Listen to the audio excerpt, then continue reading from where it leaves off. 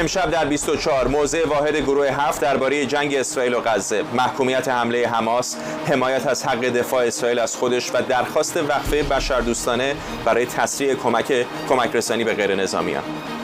گزارش از تلاش‌های قطر برای آزادی 10 تا 15 نفر از گروگان‌ها. آیا دولت اسرائیل با وقفه در عملیات نظامیش موافقت میکنه؟ دبیرکل سازمان ملل میگه بالا رفتن آمار کشته شدگان نشان از اشتباه بودن عملیات نظامی اسرائیل در غزه است. گوترش گفته پایان جنگ میتونه فرصتی باشه برای گفتگو برای راه حل دو کشوری. یک مقام عربستان سعودی میگه مذاکرات عادی‌سازی روابط روی میز و مشروط به راه حل مسالمت‌آمیز مسئله فلسطین بوده و هست. و افزایش آمار کارکنان کشته شده سازمان ملل در غزه. در یک ماه 92 کارمند آژانس رسیدگی به وضعیت آوارگان فلسطینی کشته شدند.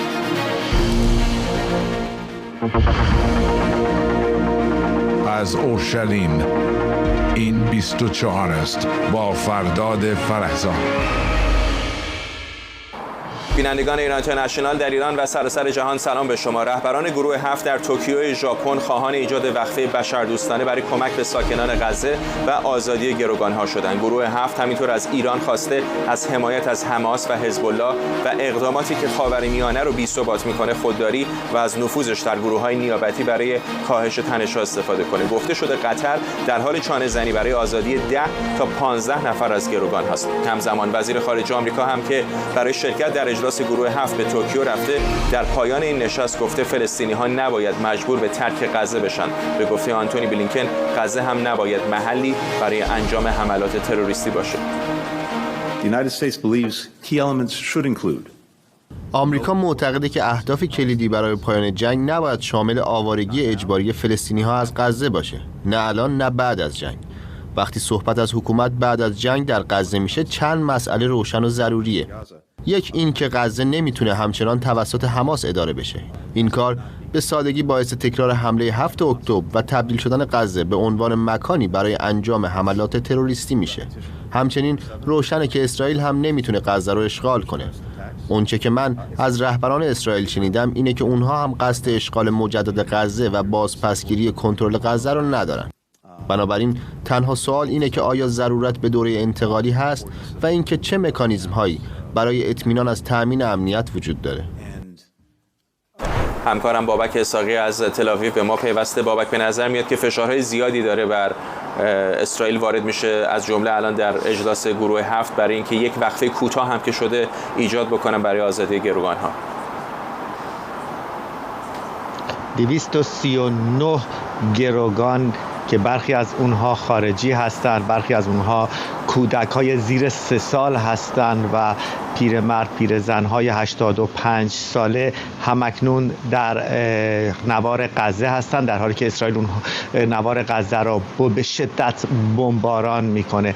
در کنار اون خانواده این افراد هم در میدان گروگان‌ها در تل‌آویو 24 ساعته در اونجا هستند و خواهان آزادی اونها هستند و در مقابل آقای نتانیاهو و دولتش باید تصمیم بگیرد که چگونه این افراد را آزاد می‌کنند. هر روزه تقریباً فرداد صحبت‌هایی از معاملات جدیدی در رابطه با آزادی گروگان‌ها میشه. آخرین اونها همینه که اعلام هم کردی قطر گفته که حماس حاضر شده که در مقابل 1-2 روز آتش بس حدود 12 نفر از گروگان‌ها را آزاد بکنه. گفته شده بود که قرار بود که این گروگان‌ها بیشتر از افرادی باشند که شهروندی غیر اسرائیلی دارند.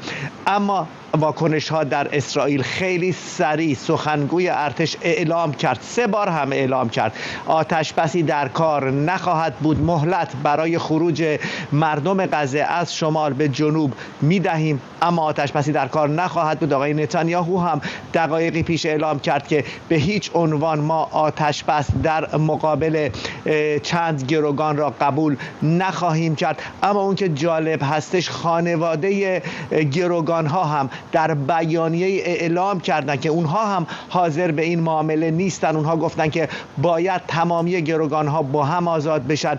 این جور به قول اونها قطره قطره آزاد کردن گروگانها میتونه ماهها و سالها به طول بیانجامه. در کنار اون ارتش فکر میکنه که فرداد فشار نظامی که بر حماس میاره شاید باعث بشه که گروگانها بتونن آزاد بشن.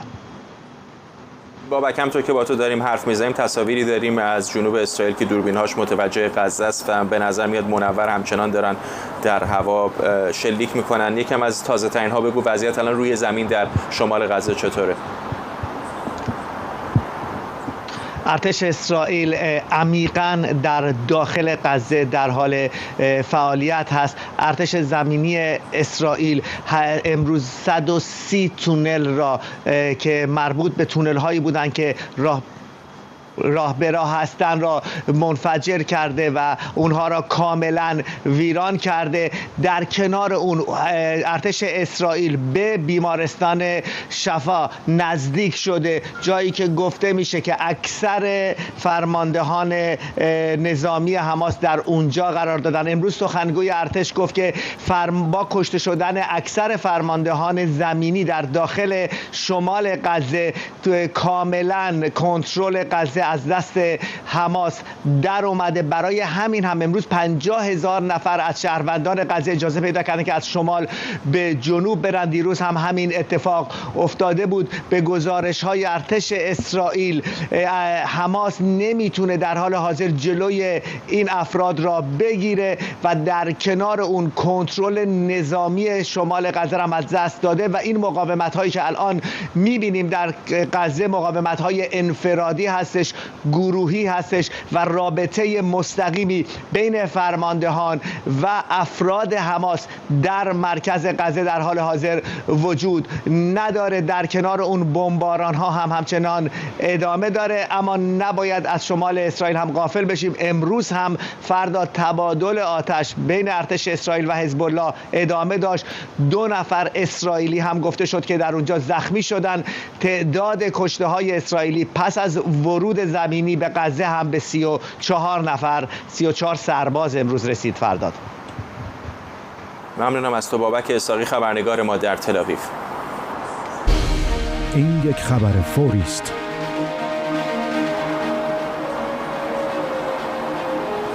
در ارتباط با همین آزادی گروگانها لحظاتی پیش خبرگزاری فرانسه به نقل از سخنگوی حماس ابو عبیده گزارش داده که حماس میگه که تنها راه آزادی گروگانها تبادل زندانیان خواهد بود. اشاره اونها طبیعتاً به زندانیان حماس است که در زندانهای اسرائیل هستند. اینجا در اورشلیم مهیر جاودانفر تحلیلگر مسائل اسرائیل به ما پیوسته.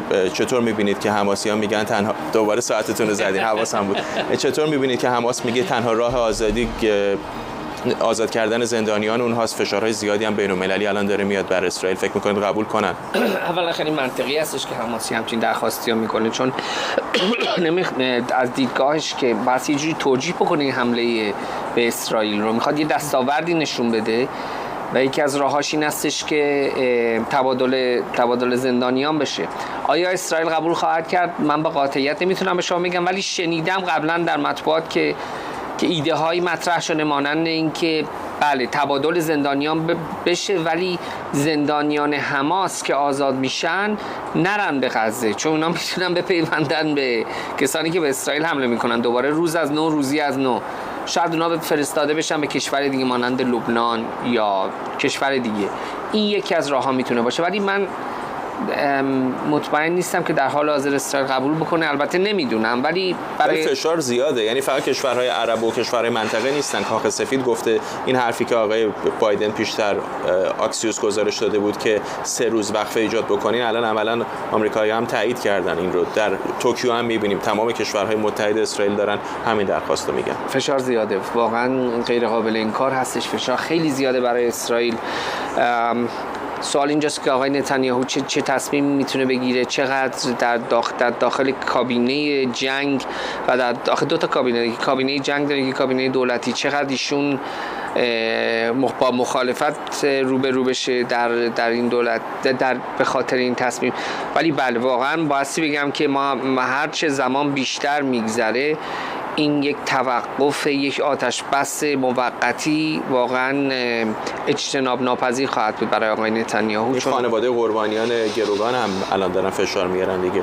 قطری‌ها میگن 10-15 نفر شاید بتونن آزاد بکنن. میشه حدس زد که چقدر اون خانواده ها الان چه در کنست، چه در تل‌آویو، چه در جای دیگه فشار میارن.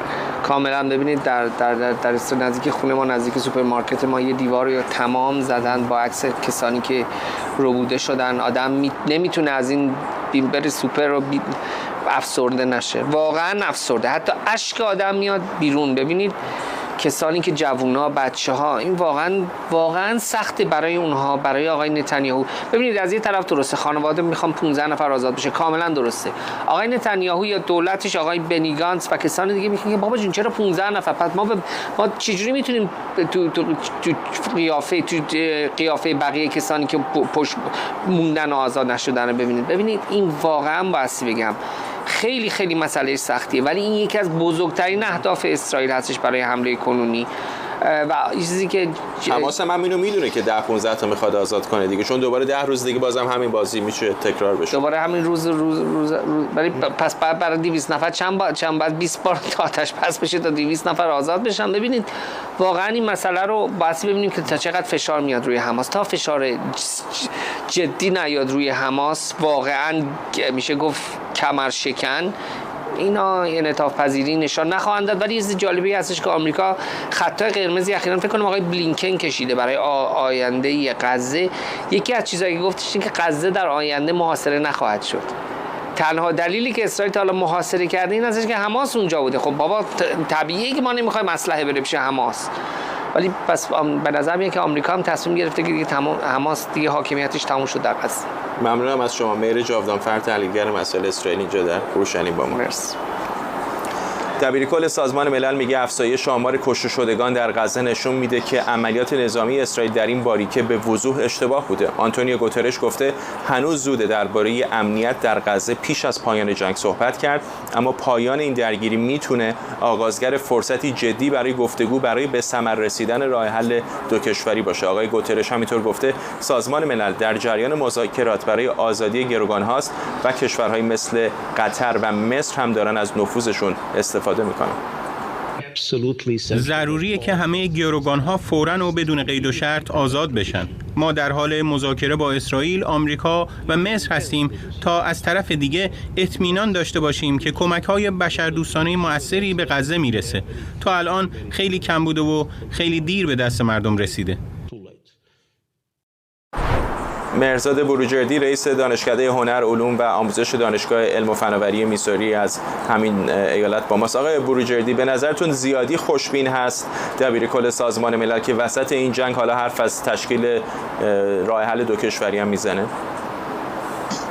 عرض کنم که به نظر من راه حل دو کشور تنها راه پایان دادن این بحرانی هست که بعد از اینکه این ابر جنگ کنار بره، باز ما با این مسئله واقعی رو هستیم که میخوایم چه کار بکنیم. به هر حال ببینین چه در نوار غزه چه در کرانه باختری ما با میلیون ها فلسطینی رو هستیم و دولت اسرائیل باید تصمیم بگیره که میخواد با اینها چه کار بکنه. وقتی آقای نتانیاهو پریروز گفتن که ما تا مدت زمان طولانی باید این کنترل غزه رو در دست داشته باشیم، به عبارتی با زبان بیزبانی داشتن میگفتن که ایده اون دو کشور مستقل مرده هست و در نگاه ایشون که میدونیم عمر سیاسی خودشون رو وقف این مسئله کردن که این ایده رو به اصطلاح بی ارزش قرار بدن. این یه نگاه غالب هست که ایشون داره، ولی همونجور که شما هم داشتین الان مطرح میکردین، واقعیت این است که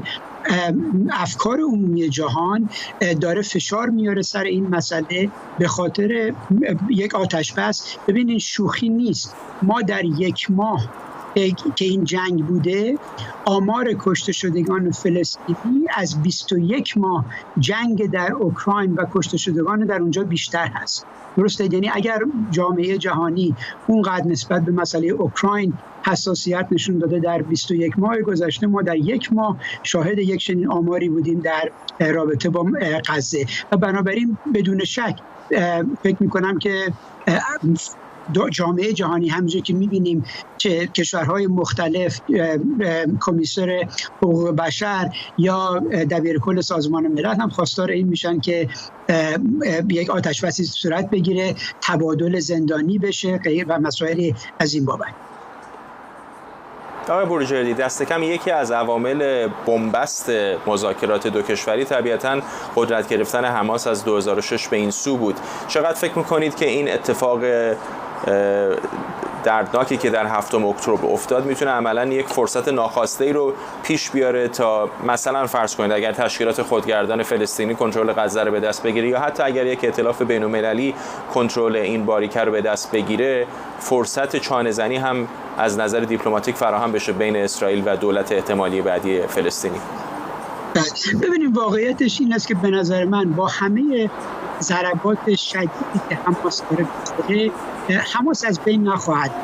شکل‌گیری حماس رو اگه بخوام به شکل تاریخی برگردیم نگاه بکنیم که از به اصطلاح 50 سال پیش چه شکلی این گروه شکل گرفته و بعدش در نبردی که با سازمان آزادی بخش فلسطین داشتن به شکلی تونستن نوار غزه رو به دست بگیرن و اون حمایتی که در خیابان‌ها از اینها شد، حالا به خاطر اینکه گروه الفتح رو به عنوان افرادی که فاسد هستن یا نتونستن نبرد واقعی با اسرائیل بکنن، در خیابان باید گفت که در خیابان‌های غزه حماس محبوبیت داشته. من فکر می‌کنم برخلاف برای صحبت‌های تبلیغاتی هم که میشه، واقعا میشه این مسئله رو مطرح کرد که فکر می‌کنم سیاستمداران اسرائیل برای نسل‌ها با این مسئله روبرو خواهند بود که آیا این اتفاقاتی که الان داره میفته بهترین شیوه برای یارگیری برای حماس در طولانی مدت نخواهد بود. شما وقتی که از به اصطلاح آمار مثلا 4000 کودک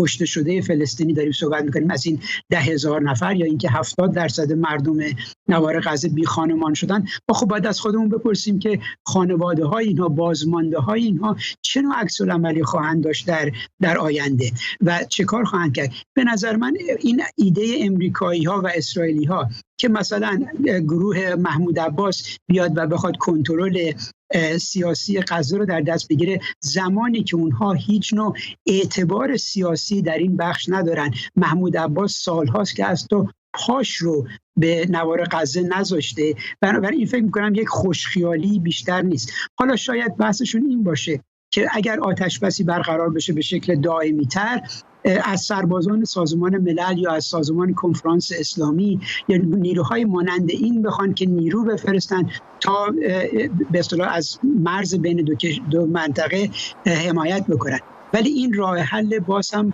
مادام العمر برای نخواهد.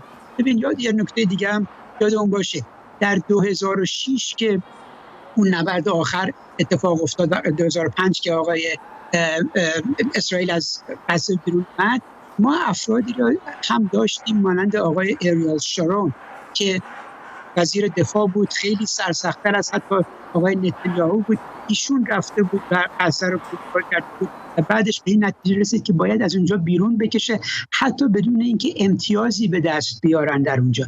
حالا این بعد از این فکر که بعد از 18 سال که از اون مسئله میگذره، با تمام قدرتی که حماس توی این مدت تونسته ایجاد بکنه، اینکه یک نیروی سومی میاد و این خلأ سیاسی رو پر میکنه، به نظر من بیشتر به خوشخیالی میمونه تا واقعیت روی زمین.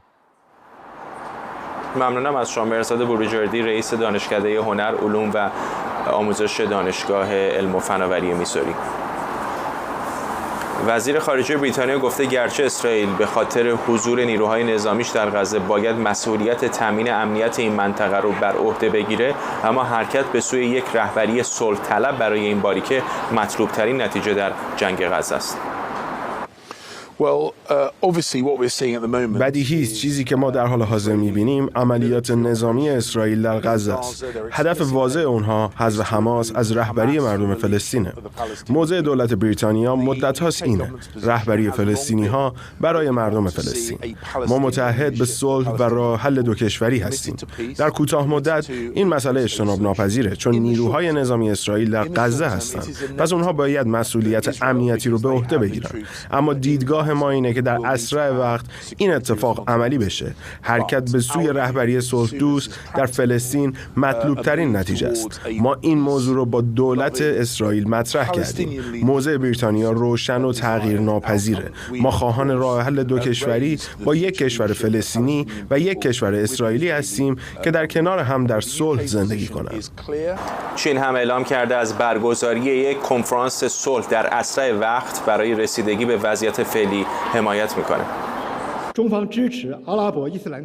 چین از کشورهای عربی و اسلامی برای اتحاد و میانجیگری به خاطر آتش‌بس، پایان دادن به جنگ و از سرگیری مذاکرات صلح حمایت می‌کند. چین از شورای امنیت سازمان ملل می‌خواهد تا اقدامات مسئولانه‌ای را در اسرع وقت برای محافظت از غیرنظامیان و تسهیل وضعیت انسانی در غزه انجام دهد. چین خواستار برگزاری هرچه سریعتر کنفرانس بین‌المللی صلح برای دستیابی به اجماعی جدید در مورد راه‌اندازی مجدد و اجرای راه حل دو کشوری است. چین به عنوان عضو دائم شورای امنیت و عضو مسئول جامعه بین‌المللی به برقراری روابط نزدیک با طرف‌های مربوطه ادامه می‌دهد. ارداد فرهمند، تحلیلگر مسائل خاورمیانه از استانبول با ما. آقای فرهمند، آرام آرام الان داریم زمزمه‌های میشنویم در مورد اینکه با چه کم و کیفی اسرائیل در نوار غزه حضور خواهد داشت. چقدر فکر میکنید که این علاقه اصلا وجود داره در اسرائیل که بخوان به طور کامل کنترل غزه رو حالا حتی برای میان مدت در دست بگیرن؟ خب تا به حال ما اظهار نظرهای مسئولان اسرائیل رو که شنیدیم حاکی از این بوده که حداقل کنترل نظامی و امنیتی باریکه غزه رو میخوان خودشون تا زمانی که خیالشون از غزه راحت بشه که مشخص نیست چقدر طول خواهد کشید در دست داشته باشند. اگر چیزی رو بخوان واگذار کنن اداره مدنی غزه است که شاید بخوان مثلا به یک ائتلاف بین‌المللی بسپارنش. و این چیزی که این هم اشاره بکنم که البته آقای بله تقریبا البته خب شبیه کرانه باختری از لحاظ مدنی در کنترل خود فلسطینی هاست، یعنی خود فلسطینیان ادارهش میکنند به شکل اداری، ولی در مورد غزه قرار نیست که چنین باشه. قرار هستش که یکی از در واقع چیزهایی که گفته میشه، هنوز پیشبینی هایی که میشه این هستش که به کرانه بسپارندش به تشکیلات خودگردان فلسطینی مانند وضعیتی که پیش از سال 2005 داشت. اما اون هم فعلا معلوم نیستش که مطلوب اسرائیلی ها باشه.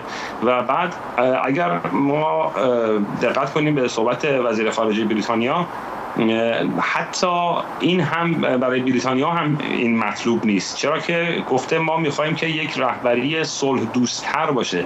در نتیجه رهبری کنونی فلسطینی که از دید دولت بریتانیا تشکیلات خودگردان است به اندازه کافی صلح دوست حساب نمیشه از دید این دولت و یک تشکیلات صلح دوست‌تری میخواند.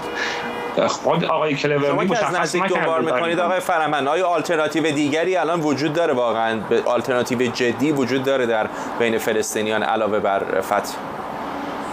فعلا عملا هیچ آلترناتیو جدی و دیگری وجود نداره، اما مسئله اینه که این راه حل مشکل نخواهد بود. یعنی باز هم شرایط رو برمیگردونه به این که ما یک غزه ناآرام خواهیم داشت. ممکنه در اونجا حماسی وجود نداشته باشه، ممکنه از اونجا راکت شلیک نشه به سمت اسرائیل، ولی اگر که تبدیل بشه به کرانه باختری هم جای خیلی آرامی نیست. در همین مدتی که جنگ غزه جریان داشته تا فکر کنم 1-2 هفته پیش من آمار رو می‌دیدم بیش از 1400 نفر یا 1900 نفر بود تعداد کسانی که دستگیر شده بودند در باریکه غزه. اسرائیل دستگیرشون کرده بود. فکر می‌کنم رقم در طول چند ماه گذشته 400 نفری داریم کشته شدگانی که در اثر درگیری‌هایی که میان فلسطینیان و چه شهرک نشینان و چه پلیس و ارتش اسرائیل رخ داده. یعنی اونجا هم جای آن آرامی نیست و اونجا هم برای اسرائیل تهدید امنیت حساب میشه و اسرائیل حتی حاضر نشده که در کرانه باختری هم اون مسئله راه حل دو دولت رو با تشکیلات خودگردان هم بپذیره. در نتیجه راه حل مشکل این نخواهد بود که غزه رو بدن به دست تشکیلات خودگردان. اما طوری گفتم آقای کلورلی هم یک چیزی فراتر از این میخواد، یعنی یک رهبری صلح دوست‌تر، یعنی تشکیلات خودگردان رو به اندازه کافی صلح دوست نمیدونه. ممنونم از شما. مهرداد فرهمند، تحلیلگر مسائل خاورمیانه از استانبول ترکیه. بیننده پوشش ویژه برنامه 24 در تلویزیون ایران اینترنشنال هستید از جنگ اسرائیل و حماس.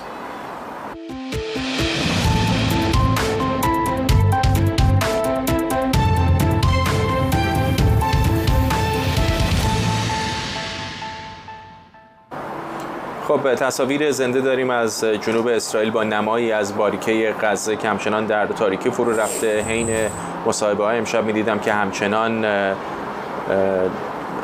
حملات ارتش اسرائیل در اونجا ادامه داره، دست کم در شمال این باریکه، ولی همطور که الان می‌بینید در تاریکی کامل فرو رفته. تقریباً 48 ساعتی هستش که ارتش عملاً مرکز شهر غزه رو در محاصره کامل داره. بعضی از نیروهای ارتش حتی موفق شدن وارد شهر غزه هم یا دست کم تا 1 کیلومتریش هم وارد بشن.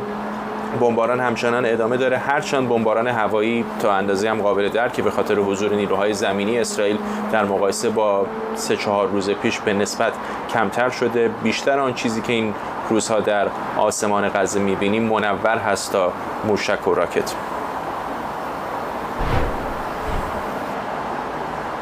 الی کوهن، وزیر امور خارجه اسرائیل، روز چهارشنبه با حضور در ساختمان پارلمان اتحادیه اروپا گفت کشورش تنها مورد حمله حماس قرار نگرفته، بلکه اسرائیل مورد حمله گروه‌هایی که همگی از سوی جمهوری اسلامی ایران حمایت میشن. ما فقط تحت حمله حماس نیستیم یا جهاد اسلامی، ما تحت حمله حزب الله هم هستیم در مرزهای شمالی خودمون و همچنین توسط حوثی‌ها در یمن. مطمئنم که همه شما اطلاع دارید که چه چیزی متصل میکنه حماس جهاد اسلامی. فقط یه چیزی اونها رو به هم متصل میکنه و اون ایرانه. ایران تروریست شماره 1 جهان هست. یکی از اهداف ایران و نیابتی‌هاش در منطقه اینه که جلوی فرآیند صلح رو بگیرن و جلوی عادی سازی رو بگیرن که در 2 سال گذشته داشته اتفاق میفته و این یکی از اهداف اونهاست. وزیر سرمایه‌گذاری عربستان سعودی میگه اصل عادی سازی رابطه با اسرائیل به قوت خودش باقیه و همیشه به راه حل مسالمت‌آمیز مسئله فلسطین مشروط بوده. عبدالعزیز الفالح در کنفرانس اقتصادی سنگاپور گفته عقب نشینی اخیر عربستان در مذاکرات روشن میکنه که چرا این کشور اصرار داره که راه حل نزاع فلسطین بخشی از روند عادی سازی گسترده در خاورمیانه باشه. بلومبرگ نوشته الفالح در پاسخ به اینکه ممکن عربستان بخواد از افزایش بهای نفت برای دست پیدا کردن به آتشبس استفاده کنه، گفته اینطور نیست و عربستان در تلاش تا صلح از طریق مذاکره به دست بیاد. منشه امیر، کارشناس مسائل خاورمیانه اینجا در اورشلیم، به ما پیوسته. جالب است دیگه سعودی‌ها وسط این نزاع که الان خیلی از کشورهای اسلامی هم طبیعتاً نگاهشون متوجه اونها هست، همچنان میگن که متعهدن به مذاکرات صلح. بله، ببینید برای عربستان سعودی، کشوری که ولیعهد جوان داره، میخواد پیشرفت بکنه، میخواد در ردیف کشورهای غربی قرار بگیره، ما میبینیم که یک رشته اصلاحات داخلی و یک سلسله تغییرات روابط بین المللی در اونجا انجام میگیره که عربستان یک کشور مدرن و جزو جامعه پیشرفته بشری بشه. و خبری که من اول خیلی با عدم اعتماد باش برخورد کردم این است که میخوان تاریخ میلادی رو در امور اقتصادی جانشین تاریخ هجری بکنن. این یک انقلاب برای خاندان آل سعود که میگویند ما خادمین حرمین شریفین هستیم، خیلی بزرگه. و از این نظر ایجاد رابطه با اسرائیل یکی از شروط و ملزومات برقراری صلح و ثبات در منطقه است و عربستان به ثبات احتیاج داره، هم برای داد و ستدهای اقتصادیش و هم برای پیشرفت‌هایی که در داخل کشور میتونه انجام بده و اسرائیل میتونه، و وقتی که با اسرائیل آشتی بکنن به دو هدف میرسن. یکی اینکه بخش اعظم جهان عرب با اسرائیل آشتی کرده، دیگه نزاعی نداره. دوم اینکه همکاری های عربستان با اسرائیل اون کشور رو قوی میکنه در برابر حکومت ایران که هنوز هم میخواهد خاندان آل سعود رو براندازه و با هم آشتی کردن، ولی هیچ پیشرفتی در این روابط ایجاد نشده. بنابراین برای عربستان بسیار مهمه که به یه ترتیبی به صلح با اسرائیل برسه. یادآوری بکنیم که در سال 2002 عربستان بود که یک طرح جامع صلح اسرائیلی فلسطینی رو ارائه کرد که ملک عبدالله بله ایراداتی داشت و اسرائیل اون رو رد کرد، ولی این نشون میده که تا چه حد عربستان واقعا مایل هستش که صلح برقرار بشه. صلح یعنی ثبات یعنی شکوفایی اقتصادی. خب الان تو همین حرفای مقام سعودی هم میشد دید که این موضوع فلسطینی ها براشون موضوع کلیدی و مهمی هست. حالا که این اتفاق افتاده، این جنگ صورت گرفته و به نظر میاد حماس تضعیف میشه، شاید هم نابود بشه در غزه، چقدر فکر میکنید که در وسط این آتش و جنگ و نزاع ممکنه یک فرصتی واقعا برای یک توافق معنادار طولانی احتمالاً دو کشوری به دست بیاد؟ ببینید به طور کلی میتونم بگم که حماس در این جنگ بازنده شد، نیروهای افراطی بازنده شدن، حکومت اسلامی ایران بازنده شد. دیگه خود دنیای عرب و دنیای اسلام هم به چشم خودشون دیدن که افراطگرایی اسلامی و عربی تا چه حد میتونه جنایتبار باشه، تا چه حد میتونه کشورهای عرب و ممالک اسلامی رو از صحنه بین المللی و موازین جهانی دور نگه داره. و میبینیم این رو عملا میبینیم کشورهای اسلامی جز اینکه یک طرفداری زبانی کردن از حماس هیچ کار دیگری نکردن. همینطور کشورهای عرب نیامدن، سرباز نفرستادن، پول هم نفرستادن. همونطور که شما گفتید 1 میلیارد و 200 میلیون دلار رو کشورهای غیر عرب و غیر اسلامی هدیه کردن. اینه که اینم نشون میده که حماس، تندروگرایی اسلامی و رژیم ایران تا چه حد واقعا الان در صحنه جهانی منزوی هستن و به نظر من اینها جنگ رو باختن. این که اسرائیل بیاید در کنار خودش موافقت بکنه که یک کشور مستقل فلسطینی برپا بشه، این اینقدر مشکلات داره که الان وقت نمی کنیم صحبت کنیم، ولی من زیاد خوشبین نیستم که چنین طرحی میتونه عملی باشه. ممنونم از شما. منشه امیر، کارشناس مسائل خاورمیانه اینجا در اورشلیم با ما. سپاس. آژانس رسیدگی به وضعیت آوارگان فلسطینی سازمان ملل از کشته شدن 92 نفر از کارمندانش در یک ماه گذشته در غزه خبر داده. این سازمان گفته 18 نفر از کارمندانش هم که در بخش دفاع مدنی فعال بودند کشته شدند. سازمان ملل هم اعلام کرده تعداد کارکنانی که در عملیات اسرائیل در غزه از 7 اکتبر کشته شدند بالاترین تلفات جانی در تاریخ این سازمانه. پیام کلیدی سازمان ملل روشنه، از دبیر کل سازمان تا همه کسانی که اینجا صحبت کردند. آتش بس. من اینجا میخوام به بازماندگان بیش از 10,000 نفری که در این یک ماه گذشته کشته شدن تسلیت بگم که شامل 192 کارمند مراقبت‌های بهداشتی در غزه و 89 کارمند آژانس رسیدگی به وضعیت آوارگان فلسطینی هم میشه. این بالاترین تلفات جانی سازمان ملل در یک عملیات انجام شده در تاریخ ماست. آنچه از ماه گذشته شاهدش بودیم چیزی بیش از یک بحران انسانیه. این یک فاجعه است. ما عمیقا نگران 1.1 میلیون زنان و دخترانی هستیم که در غزه به سر میبرند. همکارم مریم رحمتی از مقر سازمان ملل در نیویورک با ماست. مریم، فکر میکنم غیر منصفانه نباشه اگر بگیم این یکی از پرتنش‌ترین دوره‌های روابط سازمان ملل هست با اسرائیل. فرداد، متاسفانه باید اعلام بکنم که دقایقی قبل آمار کارمندان سازمان ملل که در این جنگ در یک ماه گذشته جونشون رو از دست دادند، از 89 نفر که دیروز بود حالا به 99 نفر رسیده. یعنی در 24 ساعت گذشته و از زمانی که ما شب گذشته با هم در همین برنامه صحبت می‌کردیم 10 کارمند دیگر سازمان ملل جون خودشون رو از دست دادند. سخنگوی دبیرکل سازمان ملل استفان دوجاری دوزاریک دقایقی قبل این آمار رو در کنفرانس خبری روزانه خودش تایید کرد و او گفت که دفتر سازمان ملل در نوار غزه درباره وضعیت بحرانی 10,000 نفر در این باریکه هشدار داده و خواهان کمک‌های بیشتر جامعه جهانی هستند. درباره وضعیت در شمال غزه هشدارهای بیشتری وجود داره. فردا در این باریکه در 7 روز گذشته در شمال این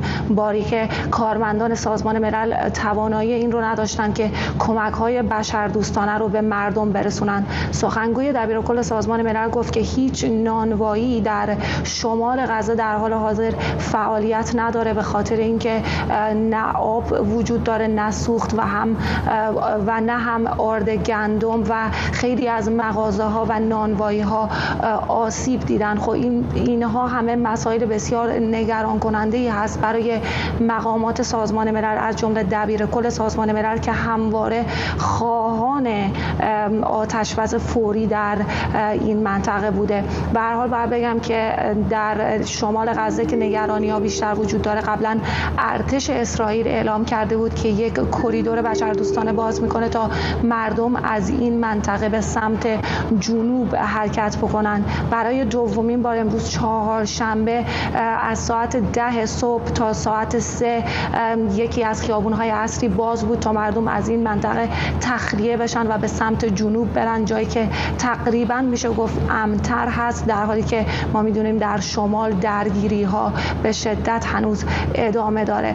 قرار بود که ارتش اسرائیل این کریدور رو تا ساعت 2 باز نگه داره، ولی به خاطر که تعداد زیادی از جمعیت این منطقه داشتن از این منطقه اعلام آمادگی کرده بودن که از این منطقه بیان بیرون، تا ساعت 3 این کریدور باز موند. دوباره فردا در خبر فوری دیگه در دقایقی گذشته کاخ سفید اعلام کرد که مرز رفح به خاطر مشکلات امنیتی بسته شده و معلوم نیست که این مرز دوباره چقدر طول بکشه دوباره باز بشه، در حالی که ما امروز گزارش هایی داریم که بیشتر تعداد افراد دو تابعیت تونستن از این گذرگاه به داخل مصر وارد بشن و بتونن از باریکه غزه عبور بکنن. به هر حال هنوز معلوم نیست که چه زمانی این گذرگاه رفح دوباره باز خواهد شد، ولی نگرانی ها وجود داره به خاطر اینکه کاروان‌های کمک‌های بشردوستانه اونجا مستقر هستن و نیاز دارن که وارد غزه بشن. سازمان ملل دقایقی قبل همچنین اعلام کرد که روز گذشته زمانی که 2 کاروان از کمک‌های بشردوستانه تلاش داشته که به سمت شمال به بیمارستان شفا بره، با 2 خودرو صلیب سرخ مورد حملات قرار گرفته و این کار سازمان ملل رو به شدت سخت‌تر میکنه و کارمندان سازمان ملل و کاروان‌های کمک‌های بشردوستانه هم حتی در امن نیستن و نمیتونند این کمک‌های بشردوستانه رو به مردم غزه که در حال حاضر بهش نیاز دارن برسونن. فرداد. ممنونم از تو. همکار مریم رحمتی از مقر سازمان ملل متحد در نیویورک با ما. نیروهای اسرائیلی متشکل از پلیس مرزی و ارتش اسرائیل صبح روز چهارشنبه به اردوگاه آوارگان شفات در اورشلیم یورش بردند تا خانه‌ای متعلق به خانواده یک نوجوان 14 ساله فلسطینی رو تخریب کنند. پلیس در بیانیه اعلام کرده که محمد زلابانی نوجوان 14 ساله فلسطینی چند ماه قبل یک افسر پلیس مرزی اسرائیل رو با چاقو زخمی کرده بود که بعداً دستگیر شده. تخریب این خانه علیرغم درخواست تجدید نظر با دستور دولتی و حکم دادگاه عالی انجام شد.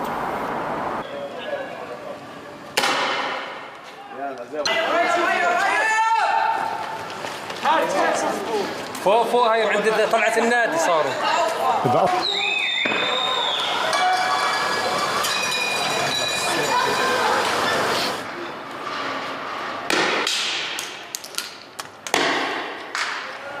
یک ماه از حمله ستیزجویان حماس به اسرائیل میگذره. یکی از اولین مناطقی که مورد حمله نیروهای حماس قرار گرفت کیبوتس کفر عزه است که جایی که در فاصله کمتر از 3 کیلومتری نوار غزه قرار داره. در این منطقه در زمانی کوتاه تعداد زیادی از شهروندان اسرائیلی کشته شدند. اردوان روزبه از این کیبوتس و آثار بجا مونده از اون حمله گزارشی تهیه کرده.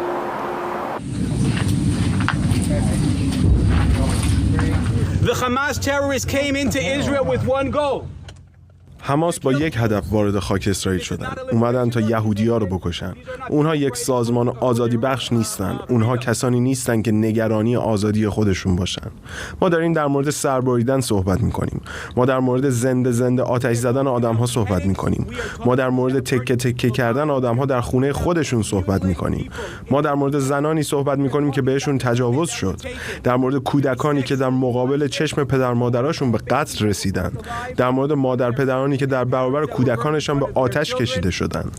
7 اکتبر ساعت 6:30 صبح کیبوتس کفر عزه، جایی در کمتر از 3 کیلومتری نوار غزه با حدود 400 ساکن. صبح یک روز عید برای یهودیان، سیمخا تورا. صدای شلیک راکت ها و دقایقی بعد حمله ستیزجویان حماس به این کیبوتس. من وقتی رسیدم اینجا همه چیز نابود شده بود. ما هیچ نیروی نظامی در اینجا نداشتیم. همه شهروندانی بودند که ساکن این کیبوتس بودند. کسانی که دوست داشتن در صلح و آرامش زندگی کنند، اما در چند دقیقه همه چیز نابود شد. من در خیابان فقط بدن کشته شدگان و تکه های بدن می‌دیدم. انگاری بهشت ما در یک آن جهنم شده بود. ارتش میگوید پس از بازپسگیری این کیبوتس دست کم 52 نفر کشته و 20 نفر مفقود شدند که به نظر میرسد گروگان گرفته و به غزه منتقل شدند. پس از گذشت چندی روز از حادثه در برخی از خانه‌ها بوی جنازه به مشام میرسد. تیم‌های پزشکی قانونی در اینجا هنوز در حال کاوش در خانه‌هایی هستند که ساکنان ظرف چند ساعت اول در آنها به قتل رسیدند. آنها میگویند با صحنه‌های تکان دهنده‌ای روبرو شدند، با زنان و دخترانی که برهنه به قتل رسیدند در حالی که مورد تجاوز قرار گرفته بودند. وقتی وارد خونه شدیم دیدم یک کیک تولد رو میزه. معلوم بود یه جشن تولد بوده. عکس‌های روی در و دیوار نشون میداد که همشون یه خانواده‌ان. تلاش کردم ببینم اعضای این خانواده کجان، اما از روی بوی شدید جنازه‌ها فهمیدم در اتاق پشتی‌ان. وارد اتاق که شدم دیدم 5 نفر، پدر، مادر و 2 فرزند و یک مادر بزرگ حلقه زدن و یکدیگر رو بغل کردن، در حالی که تا استخوان سوخته بودن. ما مجبور شدیم برای انتقال اجساد اونها رو تکه تکه بدنهاشون رو بذاریم تو کیسه.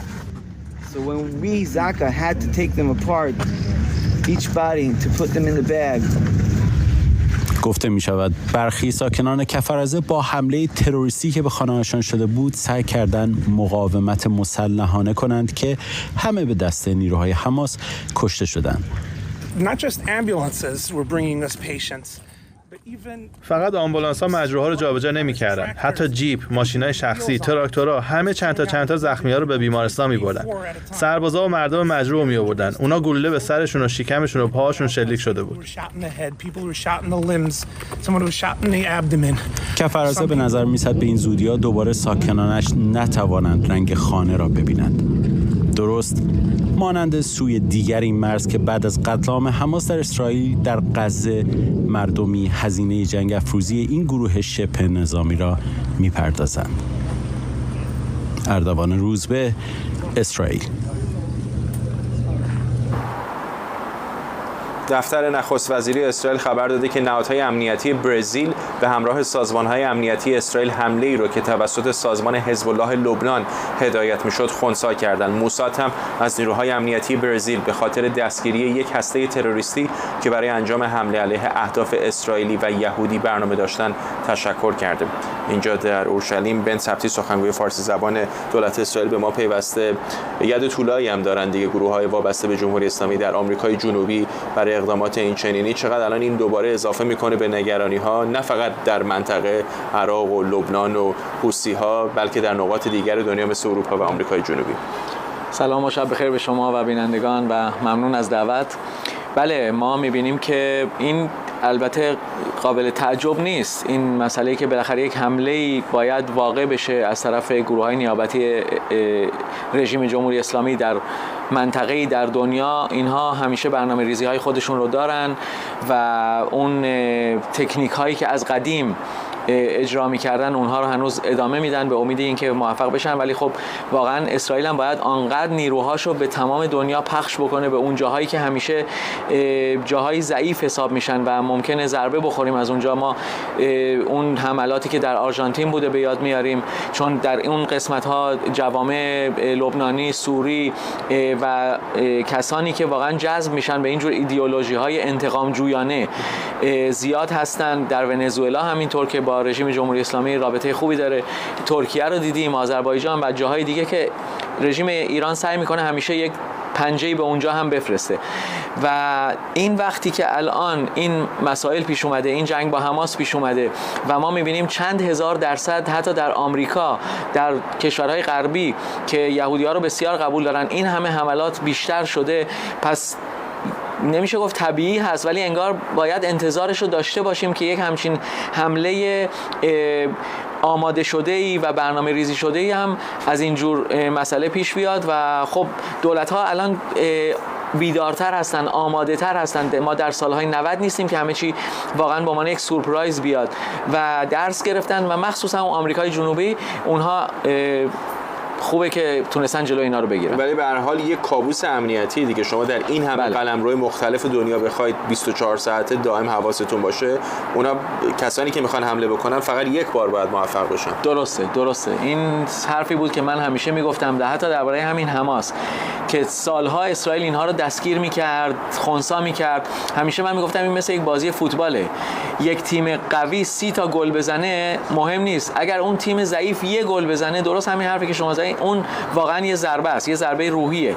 و همینطور که اینجا شد، اگر در خارج هم یک مسئله اینجوری بشه واقعا غیر قابل فهم و باور هست. به خاطر همین هم موساد هم در این دوره‌ها خیلی تغییر کرده. مثلا تیم‌هایی که برن اطلاعات جمع آوری کنن، اونها هم اون همکاریشون رو با اون کشورها تعمیق بدن، چون کشورها هم الان بر طبق اون چیزایی که من یادم هست از اون سالهای 80 90 تا به الان، کشورها هم الان راضی نیستن که حتی ترکیه رو شما نگاه کنید چجور با اسرائیل دوباره نزدیک شد، صلح کرد، اون عواملی که می‌خواستن اونجا خرابکاری کنن دستگیر کرد، خود ترکیه حتی.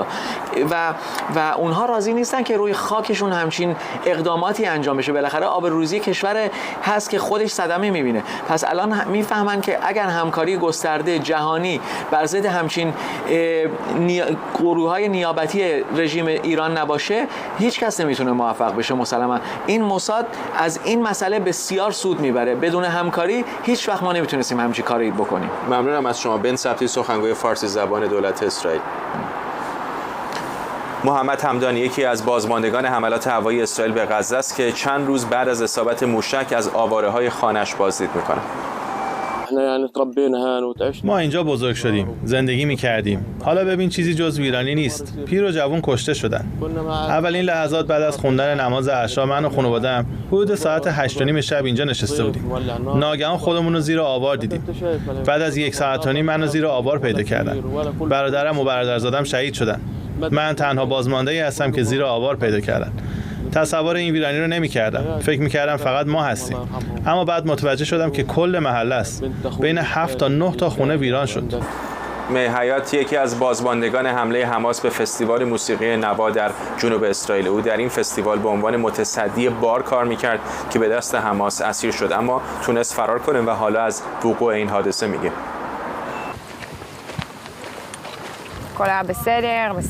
اینجا همون جاییه که دراز کشیده بودم. من تظاهر به مرده بودن کردم تا نجات پیدا کنم. میدونین اولش همه چی خوب بود، مهمونی فوق‌العاده بود، همه خوشحال بودن، میرقصیدن. حدود ساعت 6:30 صبح اینا بود که موشک بارون‌ها شروع شد. ما پناه گرفتیم و گفتیم خب الان تموم میشه. به خاطر اینکه اینجا تو جنوب این موشک بارون‌ها یه جورایی عادی محسوب میشه. اما یه دفعه دیدیم پشت میکروفون دارن داد میزنن که همه فرار کنن. من نتونستم. اونا منو یکی از دوستامو گرفتن.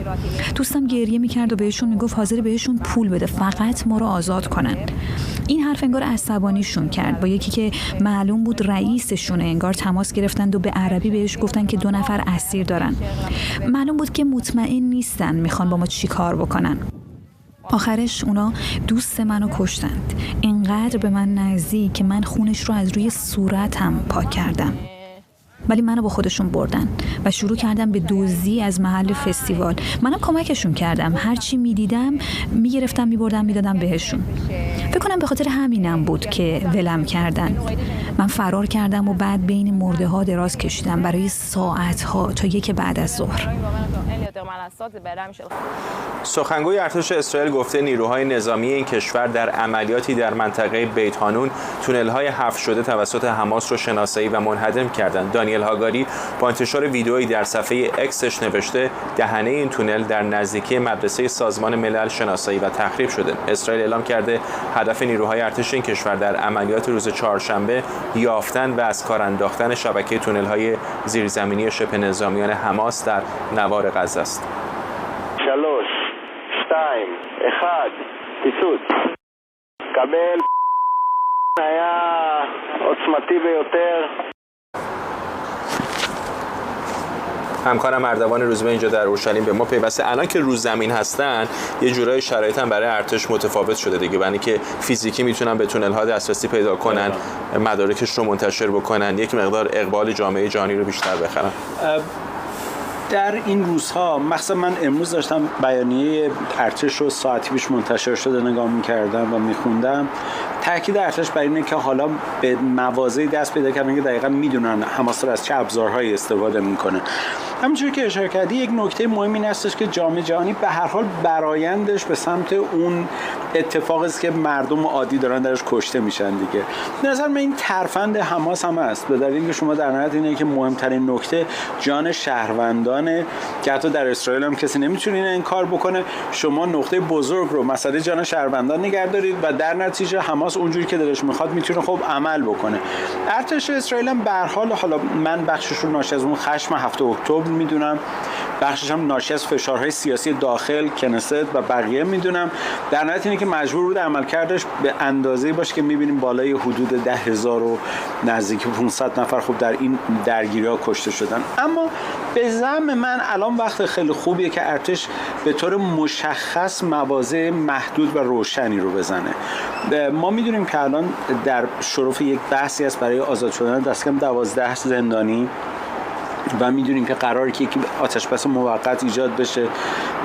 این حرکت‌های موضع‌های مشخص، یعنی در واقع هدف زنی‌های مشخص، نقطه زنی‌ها به ارتش اسرائیل کمک خواهد کرد، در عین حالی که شرایط رو بر حماس سخت نگه داره عرصه رو و بتونه اونها رو در فشار قرار بده، اجازه بده که شهروندان عادی از امنیت بیشتری برخوردار بشن. به همین دلیل من فکر می‌کنم آنچه که امروز داره اتفاق میفته میتونه در نهایت به مرور به کاهش میزان کشته شدن شهروندان عادی و همچنین زدن نقطه‌های مشخص در ارتش اسرائیل برسه که فکر می‌کنم هم میتونه به نوعی مسئله سیاست داخلی اسرائیل و شرایط بحرانی که به لحاظ شوک امنیتی ایجاد شده رو به هر حال تهدید بکنه و همین که جامعه جهانی رو حداقل به این توجه سوق بده که داره توجه میکنه به شهروندان عادی که جانشون در خطر اونجا. به نظرم در این حال خود حماس هم مشخصه که دیگه مستعصل شده، الان به هر طریقی داره سعی میکنه که حتی موقتی هم شده یک آتش‌بسی انجام بده، برای اینکه